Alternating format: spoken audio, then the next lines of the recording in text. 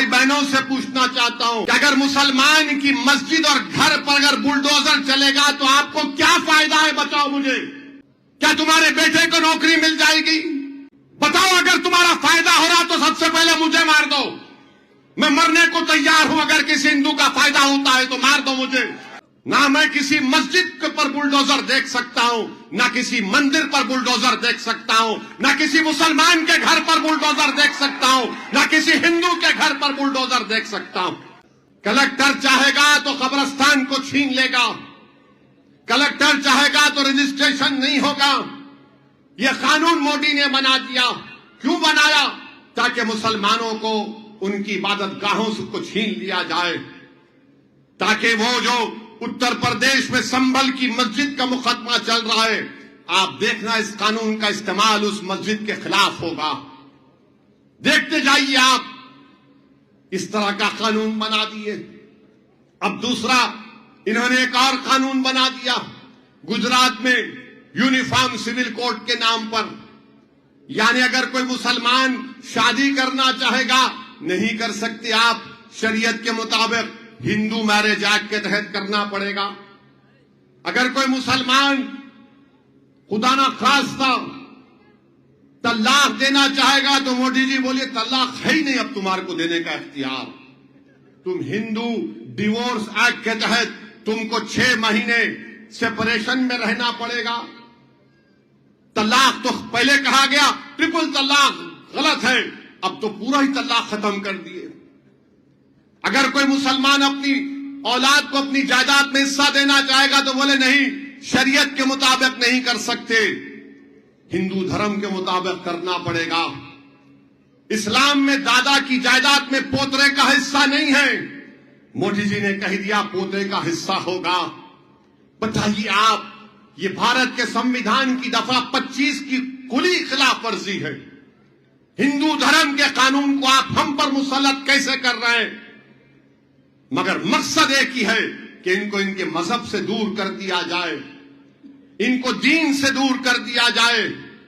और बात करते हैं कि मुसलमानों में बच्चियों को हक नहीं मिलता, जायदाद में हिस्सा नहीं मिलता। सबसे बड़े झूठे हैं ये लोग जो बोलते हैं। मैं चैलेंज करता हूं पूरी दुनिया में, अगर किसी धर्म ने अपनी बाप की जायदाद में बेटी को हिस्सा दिया तो उस दीन का नाम इस्लाम है, इस्लाम है और इस्लाम है। सबसे पहले इस दीन ने कहा कि जायदाद में बेटी को हिस्सा मिलेगा। और ये बोलते नहीं बेटे को बढ़ के मिलता, बेटी को कम क्यों मिलता? अरे दीवाने, बेटी को उसके बाप की जायदाद में भी हिस्सा मिलता और बीवी के तौर पर शौहर की जायदाद में भी हिस्सा मिलता। अगर भाई है, भाई की औलाद नहीं है तो उसमें भी मिलता। ऐसे 35-40 जगह से उसको हिस्सा मिलता। मगर मोदी जी बोलते नहीं नहीं। आप बताइए क्या करना चाहते हैं इस देश का? और फिर बोलते हैं कि विकसित भारत बनाएंगे। आप 18 करोड़ मुसलमानों से नाइंसाफी करके विकसित भारत बनाएंगे? भारत तो एक चमन की तरह है और वो चमन उस वक्त तक आबाद और शादाब और सरसब्ज रहेगा जब उस चमन में हर फूल खिलेगा, हर धर्म का फूल खिलेगा। भारत एक चमन की तरह है, तभी तो उस चमन की खूबसूरती रहेगी, तभी तो हर फूल से खुशबू निकलेगी जो सारे जहां को मुअत्तर कर देगा।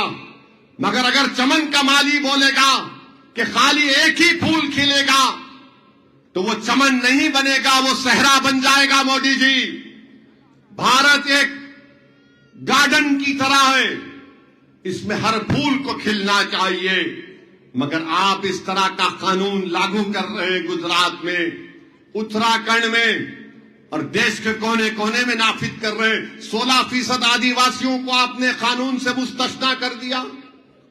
11% मुसलमान गुजरात में हैं, उनको आपने कह दिया कि ये करना पड़ेगा। बताइए, आप कहते हैं कि नहीं 2 शादी करता मुसलमान, चलो अब ये सेंसस हो रहा है ना, उसके कॉलम में लिख दो। सबसे पूछो किसके पास दूसरी बीवी है। जब रिकॉर्ड सामने आएगा मोदी जी आपके सामने, तो आप शॉक में रहेंगे कि हां, मुसलमान में कम और दूसरों में ज्यादा। बिल्कुल सही है ये। 1960 में एक सर्वे हुआ था गवर्नमेंट का, उसमें बात सामने आई 4 हम कर सकते जरूर, मगर क्या हर कोई 4 करता है क्या? अब मेरे जैसा आदमी एक कोई संभालने परेशान हूं। बिल्कुल सही कह रहा हूं, बहुत बड़ी जिम्मेदारी होती है, आसान काम नहीं है।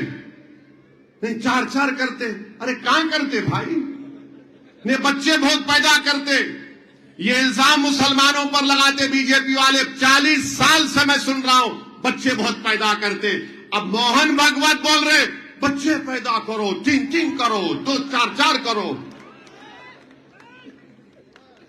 अब कैसा बोल दिया आप 3 पैदा करो, 4 पैदा करो? क्योंकि भारत की आबादी गिर रही है, TFR रेट जो बोलते हो गिर रहा है।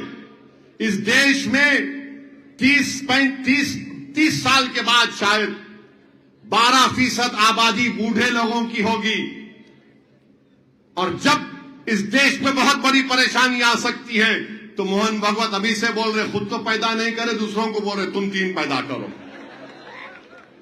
झूठ है ये। कितना बदनाम करेंगे एक समुदाय को आप, मेरे अजीज दोस्तों और बुजुर्गों। और फिर आप ये भी देखते हैं कि हमारे बन्नी के लोग हैं, मवेशी हैं, इनकी एक एक भैंस 1 महीने में 1 लाख लीटर दूध देती है ना। हाँ, पूरा बन्नी का 1 महीने में 1 लाख लीटर दूध।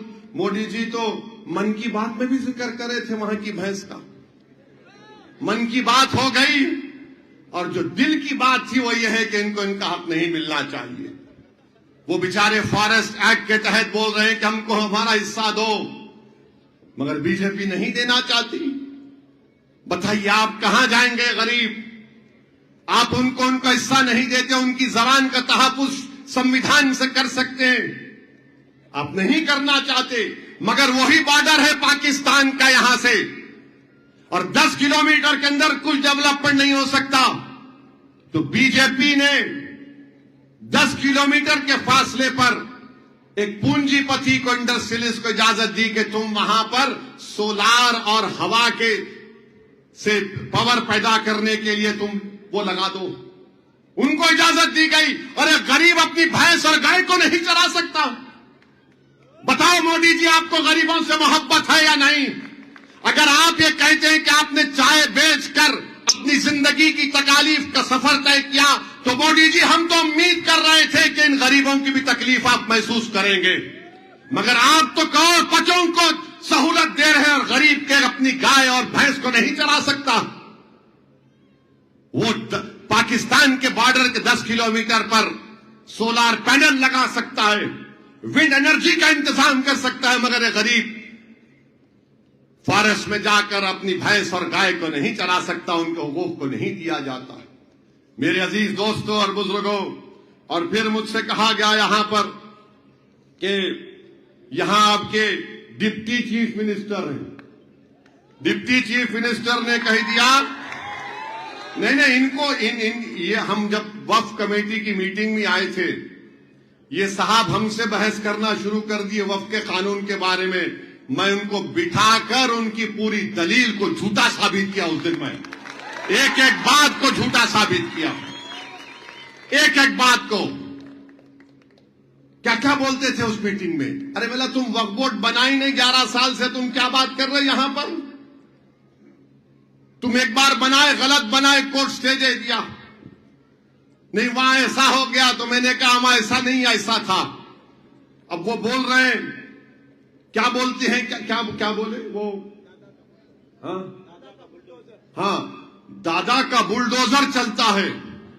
मैं हमारे गुजरात के हमारे हिंदू भाई बहनों से पूछना चाहता हूं, भूज और कच्छ की हमारी हिंदू मां और बहनों से पूछना चाहता हूं कि अगर मुसलमान की मस्जिद और घर पर अगर बुलडोजर चलेगा तो आपको क्या फायदा है? बताओ मुझे।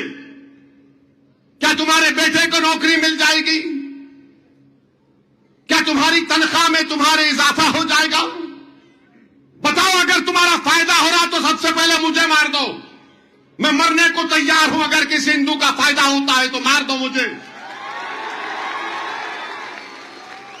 आप खुद सोचो, ये हमारे हिंदू भाई बहनों की तौहीन है कि गुजरात का एक डिप्टी चीफ मिनिस्टर कह रहा है कि हम मामा के बुलडोजर से मस्जिद और दरगाह पर बुलडोजर चला दिए। अरे बच्चों को स्कूल नहीं है, बेटियों के जिस्मों में खून कम है, और आप मजा ले रहे हैं उन चीजों का। एक बात